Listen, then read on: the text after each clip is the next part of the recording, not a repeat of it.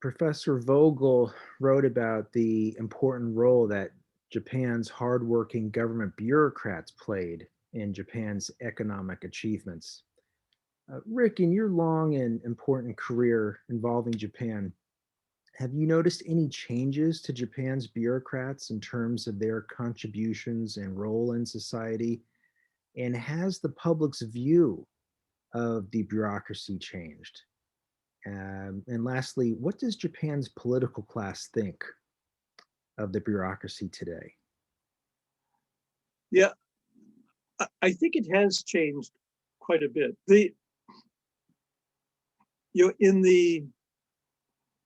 In the post-war period, maybe up to the late 80s, when Japan was still catching up in a lot of industries, the bureaucracy played a much bigger role. In the immediate post-war period, it played a huge role because Japan had to pick where it had limited foreign exchange. It had to pick where it was going to spend foreign exchange for importing and for buying overseas technology and so forth. And that was all monitored by the bureaucracy. So the bureaucracy played a big role. The banking sector played a big role. And the stock market played a somewhat smaller role.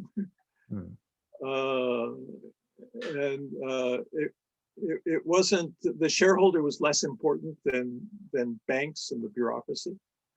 That changed a lot, especially with the so-called collapse of the bubble. But several things changed. One,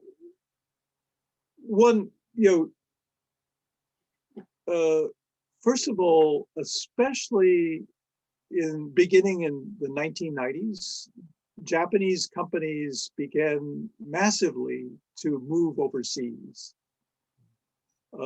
And with the opening up in China, Japanese companies investing in China, and then Southeast Asia. And so the Japanese government has actually encouraged the move overseas. I've been on the board of JETRO, still on the board of JETRO, and JETRO actually helps Japanese companies their move overseas.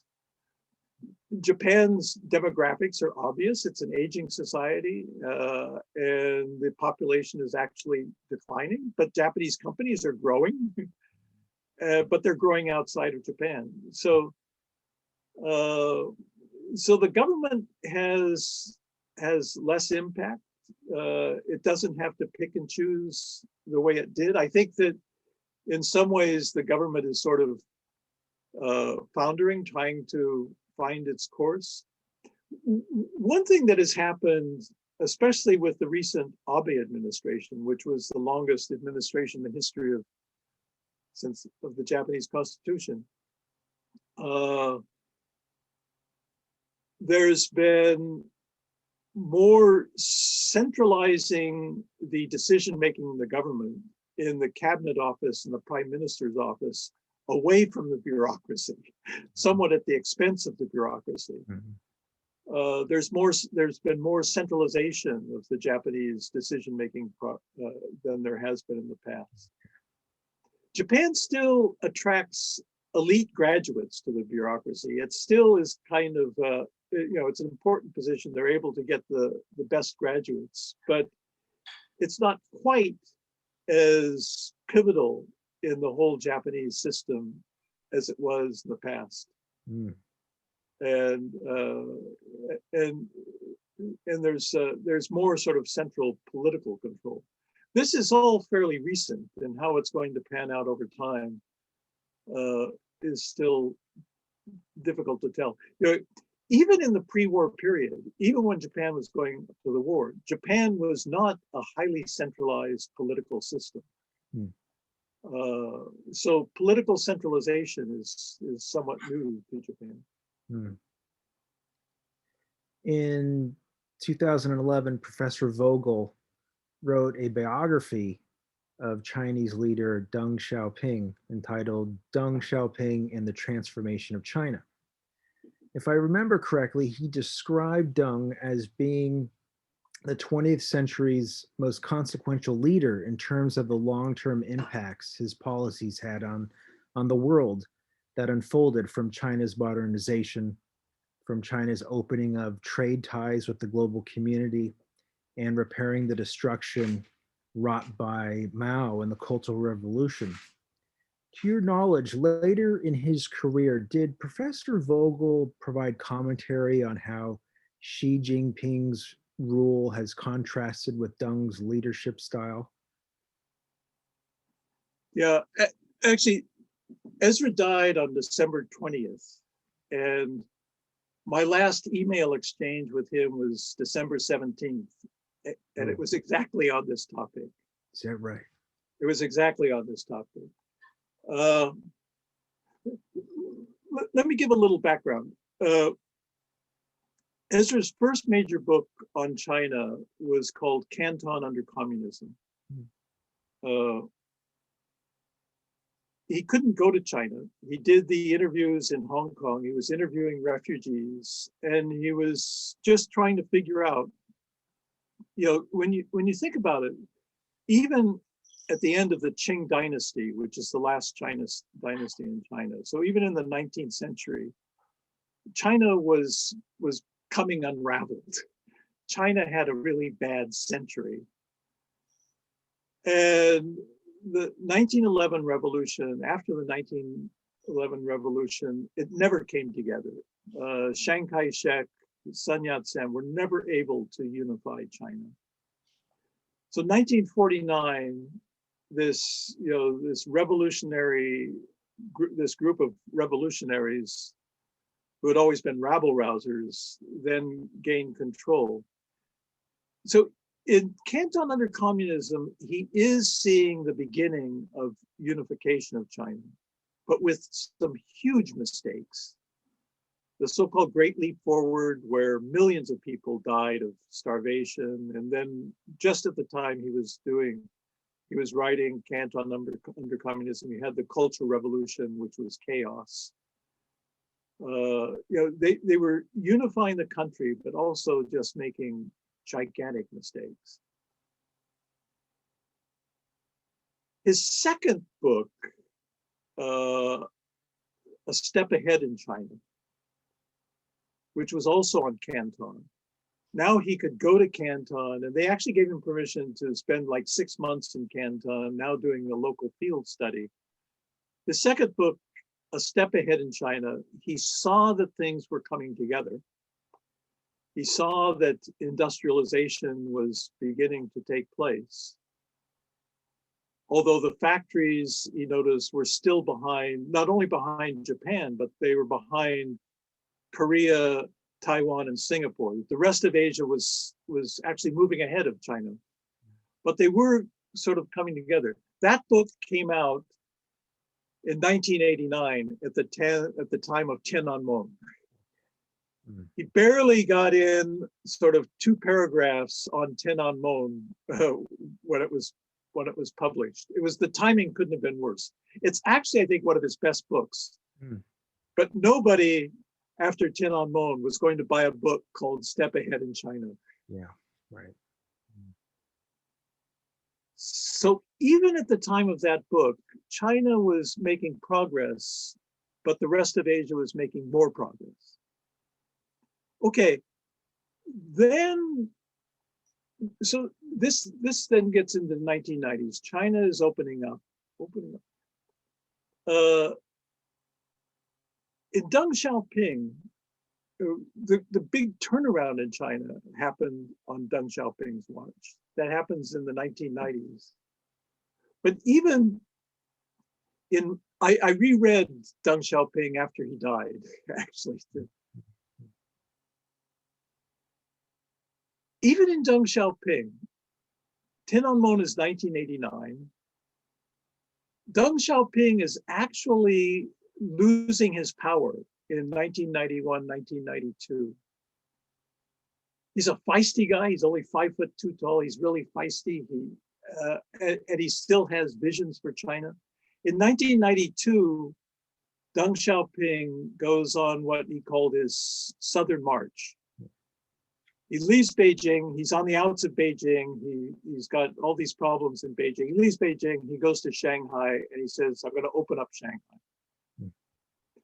The bridge that goes from Shanghai to Pudong, this first bridge that crosses the Huangpo, the calligraphy on the bridge is Deng Xiaoping's calligraphy. That's a very symbolic thing. That's the opening of Shanghai. He goes down to Shenzhen. He opens up Shenzhen, makes these huge zones that are out of the grips of the Politburo, his Politburo enemies in Beijing. He puts Jiang Zemin in charge of the government, but he puts Zhu Rongji as the premier. They have chairman and then they have the premier. He makes Zhu Rongji, the appointment of Zhu Rongji was absolutely pivotal.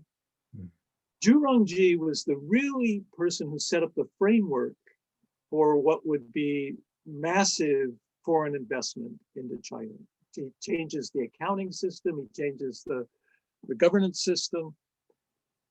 And it's almost, and Doug did that. He got enough clout. He dies in 1997. He gets enough clout to get these people in place to really get China going. And Ezra wanted to make sure that was documented. That book gets criticism for not criticizing Deng more for 1989 and Tiananmen, and he took that criticism, but he does talk about that. But the thing was that here's a country that had been, had lost its place in the world for like over 200 years, and China's back. and if and it's really those decisions that you can spot that he points out in the book.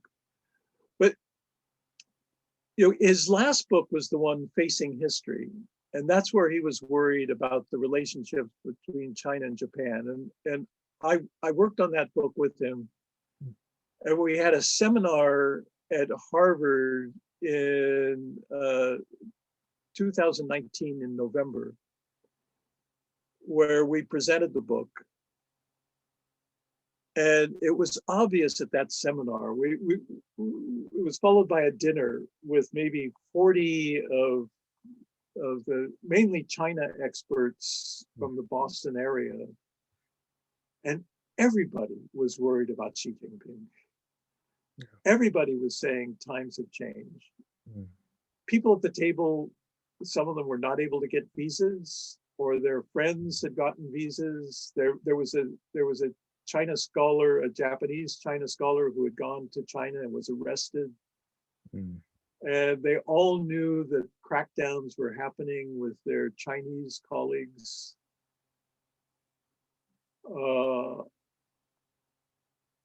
Ezra, in 2019, when the Chinese foreign students arrived at Harvard, he got them together and he gave a speech, a lovely speech, saying, there are a lot of people who in the United States who are against your being here. It's a bad, but it's important that you're here. It's important that you start building bridges to China. Graham Allison wrote his book, The Thucydides Trap. Ezra was fairly close to Graham, but he and Graham and Joe Nye started a study group meeting weekly, worried about the so-called Thucydides trap, worried about not only Xi Jinping, but also worried about the United States and the attitudes toward China. He died worrying about that. And he wanted to do a major project on Hu Yaobang. Hu Yaobang was the leader before Tiananmen. In a sense, it was the death of Hu Yaobang and the mourning of Chinese students about Hu Yaobang that caused the movement at Tiananmen. He wanted to go back, and the period of Hu Yaobang was the relationships with Japan were better, the relationships with the United States were better, and there was some movement towards democratization. He wanted to do a project on Hu Yaobang and sort of catch those threads. Yeah. But we don't even know how much he got done. So whether there's enough there that we can go and pick it up. But he was very worried. And to me, I'm injecting myself in this. I'm very worried about Xi Jinping, but I'm also worried about the United States and our tendency to regard China as our new enemy. And as Graham Allison says in the Thucydides path, when you start thinking that way, that becomes a self-fulfilling metaphor. It's a worry.